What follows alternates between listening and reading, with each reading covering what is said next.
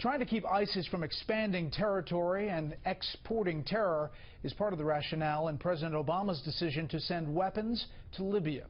The decision comes as a president who campaigned on peace passes a milestone for war. Correspondent Kevin Cork is at the White House tonight. The United States stands ready, and the international community stands ready. In no uncertain terms, Secretary of State John Kerry today declared the United States and other world powers are ready to arm the Libyan government as it struggles to stop the spread of ISIS. If they do their part, we are here today to say that we're willing to do ours. For the sake of Libya's future, we need to seize this moment. Kerry's remarks in Vienna echoed a ministerial communique released by the State Department today that said security is key for the future of Libya, and we express our strong support for the Libyan people in maintaining the unity of Libya.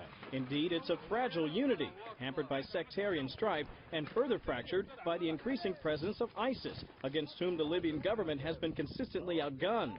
That's in part because the UN placed an arms ban on Libya 5 years ago, but has allowed for exceptions to secure the country in its fight against ISIS, which is why the U.S. and 20 other nations want to arm the Libyans pending UN approval.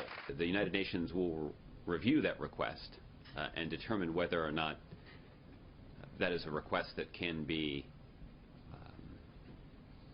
agreed to in a way that doesn't exacerbate our concerns that those weapons could fall into the wrong hands. For the Obama administration, it's a delicate balance, trying to get the Libyans to fight ISIS so the coalition doesn't have to, a proposition made more difficult because of the power vacuum in the country. When the United States and NATO deposed Gaddafi, it really opened up this Pandora's box that we didn't have any plan for slamming the lid shut. This as Nobel Prize-winning President Obama has now been at war longer than any other American president.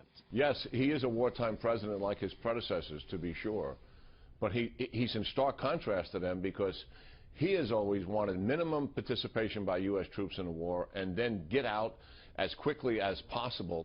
Including the war against ISIS in Libya, which Americans have been taking part in since December. You know that, of course, Brett. And this tonight, I just want to pass this along. The Pentagon confirmed today that over the past 5 months, coalition forces have only been able to reclaim about 5% of ISIS-controlled areas in Iraq. Plenty of work yet to be done, Brett. Kevin Cork live on the North Lawn. Kevin, thank you.